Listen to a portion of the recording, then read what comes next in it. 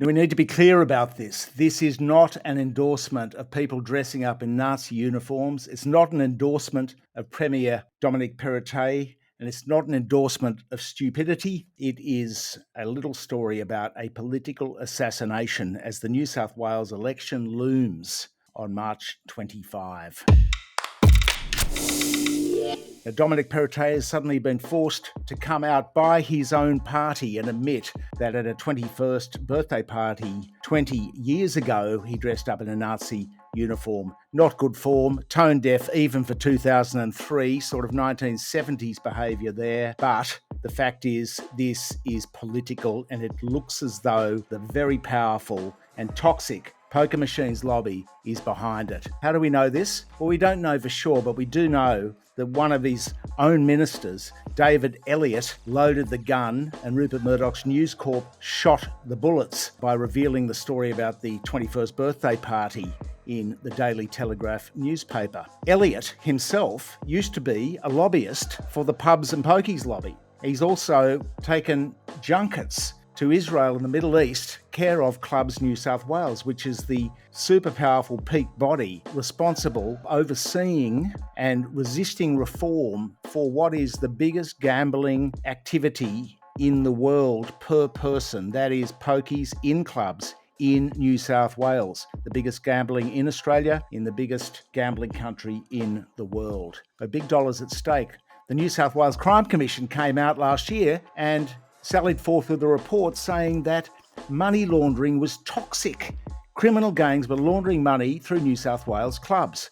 New South Wales clubs, of course, denied this, as they do, but this was a joint task force, and it found money laundering to be rampant. Now, on top of that, we've got the social costs. We've got people literally committing suicide because of the ravages of poker machines on the community. You've got the cleanup costs for all the welfare agencies that have to address addicted problem gamblers, with some of these places going 24/7. There are huge costs. Perrottet had stood up to this, and what he wanted to do was introduce the cashless gaming card. And the cashless gaming card would, of course, being digital, be able to track these transactions. No more sticking $100 bills through the local friendly poker machine facility at the clubs. Through the VIP, I love the way they call it VIP rooms, as if these people are special when they're just ripping them off. In any case, enforcing a cashless gaming card would not only make punters themselves more disciplined in their spending, but it would drive a stake through the heart of criminal gangs and the money laundering industry that is so rampant in this state. And so Labor, of course, and we're heading into election, they weren't quite so enthusiastic about this. In fact, these are the words from Chris Minns, the opposition leader.